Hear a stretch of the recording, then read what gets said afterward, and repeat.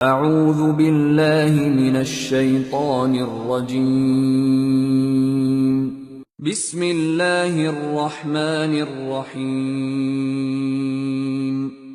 রহমতুল্লাহ বারাকাতুহ। মুসলিমা এমন একটা প্রশ্ন করেছেন যেটা একটা বই লেখা হবে বা গোটা একটা বইয়ের কথা আপনি জানতে চেয়েছেন। যদি বই পড়ে নিতেন তাহলে হুজুরকে হয়তো অতটা কষ্ট করতে হতো না। যাই হোক, যদি সংক্ষেপে শুনতে চান তাহলে যদি লাভ হয় তো ভালো কথা, আলহামদুলিল্লাহ সংক্ষেপে বলি। নম্বর 1, স্বামীর কি কর্তব্য স্ত্রীর প্রতি। প্রথম হচ্ছে স্ত্রীর মোহর আদায় করে দিতে হবে। নম্বর 2, আর্থিক অবস্থা অনুযায়ী স্ত্রীর ভরণ পোষণ করতে হবে, মানে যাতে স্ত্রী কোনো রকম খাওয়াতে পড়াতে কষ্ট না হয়।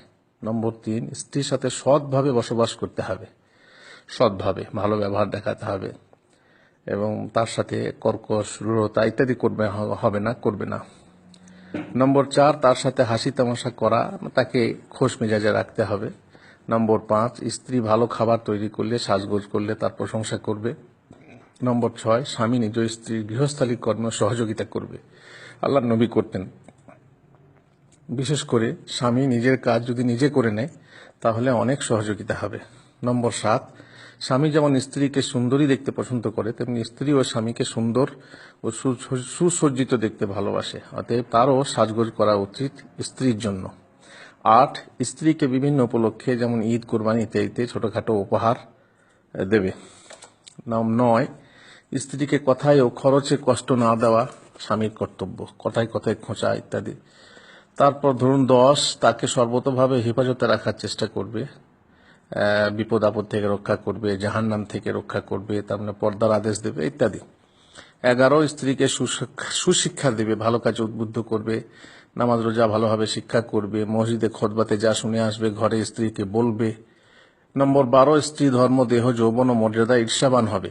এ নয় যে স্ত্রী কারোর সঙ্গে নষ্টি ফষ্টি করছে, চুপচাপ করে দেখছে হা হা করে তাকিয়ে, এ হচ্ছে ভেড়া পুরুষের কাজ। নম্বর 13, গুণধর স্বামী নিজ স্ত্রীর কোনো রহস্য বা গোপন কথা অপরের কাছে প্রকাশ করবে না। 14, স্ত্রী যৌন আহ্বানে সত্বর সাড়া দেবে। যখনই স্ত্রী ইঙ্গিত করবে যে তার সঙ্গে মিলন করতে হবে, সে চট করে সাড়া দেবে যাতে করে স্ত্রীর আশা পূর্ণ হয়। নম্বর 15, একাধিক স্ত্রী হলে মনের ভালোবাসাকে ভাগ করে দিতে না পারলেও বাহ্যিক ভাগ বাটোয়ারা করতে হবে, এর কাছে এক রাত তোর কাছে এক রাত, এইভাবে।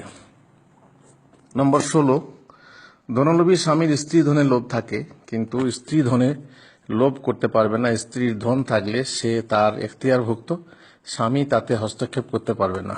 নম্বর 17, ভুল নেই মানুষের জীবন, আর স্ত্রীর ভুল হতে পারে, সেই ভুলকে স্বামীর জন্য উচিত সে ক্ষমা করে দেবে। বলি, স্বামীর জন্য স্ত্রীর কর্তব্য কি।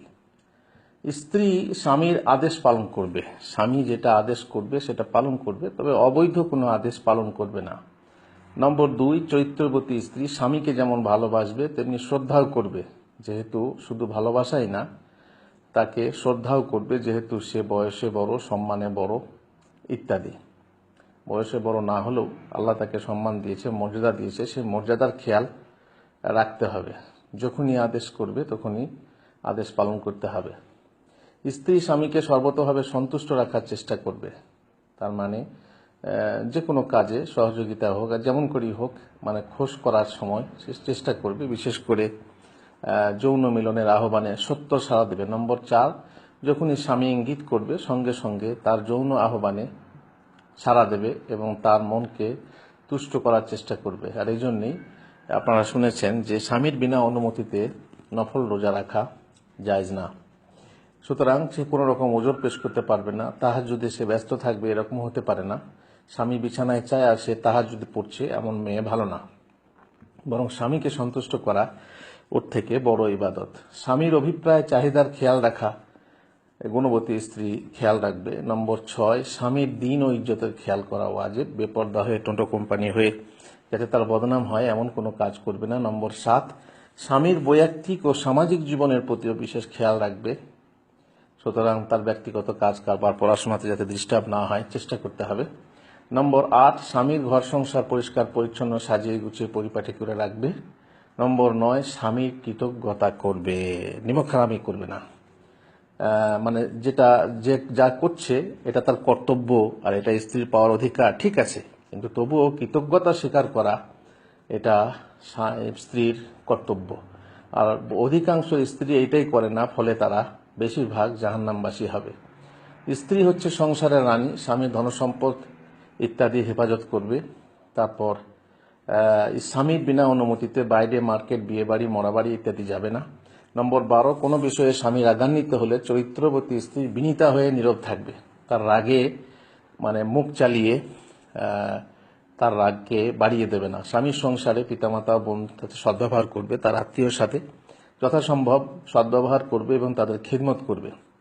নিজের এবং অনুরূপ স্বামীর সন্তান সন্ততির লালন পালন, তরবিয়ত, শিক্ষা দেওয়ার ব্যাপারে, ছেলে মেয়েকে শিক্ষা দেওয়ার ব্যাপারে সতর্ক হতে হবে স্ত্রীকে, যেহেতু সে বেশিরভাগ ছেলে মেয়েদের সঙ্গে থাকে এবং ঘরে থাকে।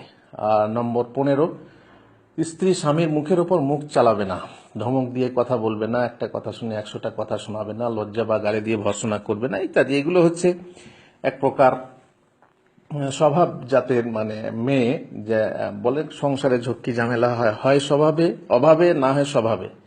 তো কিছু স্ত্রী এরকম আছে যে স্বামীর উপরে লম্বা লম্বা মুখ চালায়, এদের জন্য খুবই দুর্ভাগ্য। নম্বর 16, চরিত্রবতী স্ত্রী স্বামীর কোনো রহস্য, গোপন কথা প্রকাশ করবে না। আমার স্বামী এই, আমার স্বামী এই, মিলনের সময় এই করে সেই করে, এসব কথা কাউকে বলবে না। স্বামী সংসারে যতই কষ্ট হোক। 17 নম্বর, স্ত্রী ধৈর্য ধারণ করবে, আর সে যেমন শ্বশুরবাড়ি পেয়েছে, যে স্বামী পেয়েছে সেই স্বামী নিয়ে সন্তুষ্ট থাকবে এবং আল্লাহর কাছে শুকরিয়া আদায় করবে। স্বামীর ভুল হলে ক্ষমা করার চেষ্টা করবে, স্বামীর ভুলকে ক্ষমা করে দেওয়ার চেষ্টা করবে। ক্ষমা ছাড়া সংসার চলে না। অধিকাংশ সংসার ভালোবাসার টানে চলে না, অধিকাংশ সংসার চলে সামাজিক টানে, না হয় ঠেলায়। এই জন্য খেয়াল রাখতে হবে প্রেমের শীষমহল যাতে সামান্যতে ভেঙে চুরমার না হয়ে যায়। আর আল্লাহ তৌফিক দান।